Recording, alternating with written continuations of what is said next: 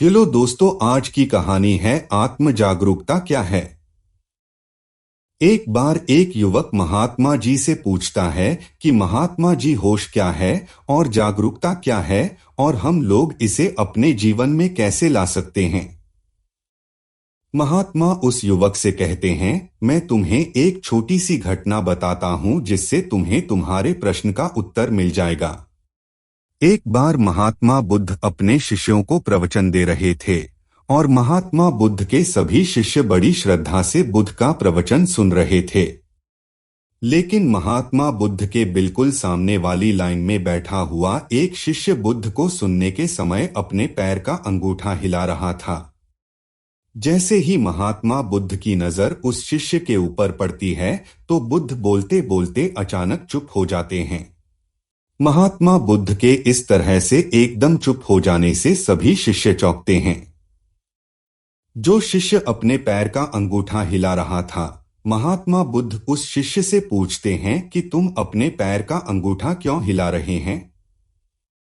जैसे ही वह शिष्य महात्मा बुद्ध के वचनों को सुनता है, वह शिष्य अपने पैर का अंगूठा हिलाना बंद कर देता है और महात्मा बुद्ध से कहता है कि बुद्ध, आपके वचन और आपका समय यह दोनों ही बहुत कीमती है, इसलिए आप इस तरह की छोटी छोटी बातों पर ध्यान मत दीजिए। और वैसे भी मैं आपका प्रवचन सुन तो रहा था, तो इस बात से फर्क क्या पड़ता है कि मेरे पैर का अंगूठा हिल रहा था या नहीं।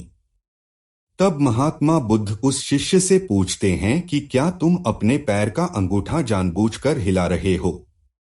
वह शिष्य बुद्ध से कहता है कि नहीं बुद्ध, मुझे तो पता ही नहीं चला कि मेरे पैर का अंगूठा हिल रहा है, यह बात तो मुझे अब पता चली है।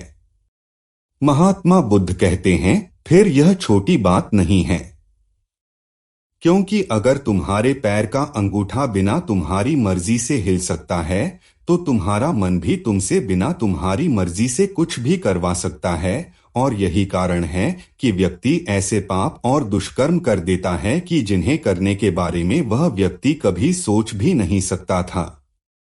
उसके बाद वह शिष्य महात्मा बुद्ध कहता है, बुद्ध, मुझे क्षमा कीजिए, और जिसे मैं छोटी सी समस्या समझ रहा था, असल में यह तो बहुत बड़ी समस्या है।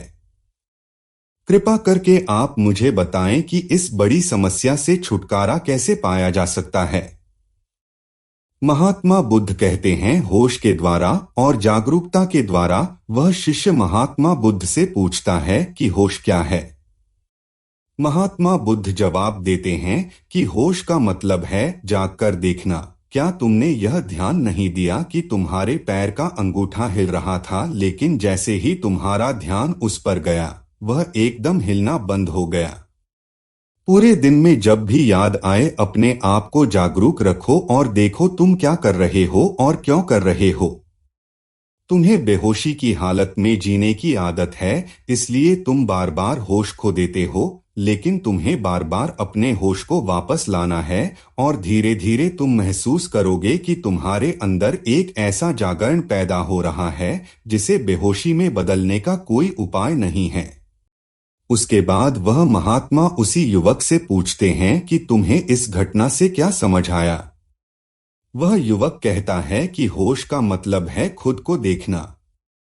अगर हम लगातार जागरूक रहने का प्रयास करते हैं तो हमारे अंदर एक ऐसा जागरण पैदा होगा जिसे बेहोशी में बदलने का कोई तरीका नहीं है। फिर वह महात्मा उस युवक से कहते हैं कि शुरू शुरू में जबरदस्ती जागरूक रहो और बाद में जागरूकता तुम्हारा स्वभाव बन जाएगा। दोस्तों, महात्मा बुद्ध की इस कहानी से हमें यह शिक्षा मिलती है कि हमें अपनी असली पहचान करनी है। अगर हम अपनी असली पहचान कर पाए तो कभी भी जीवन में गलत काम नहीं करेंगे।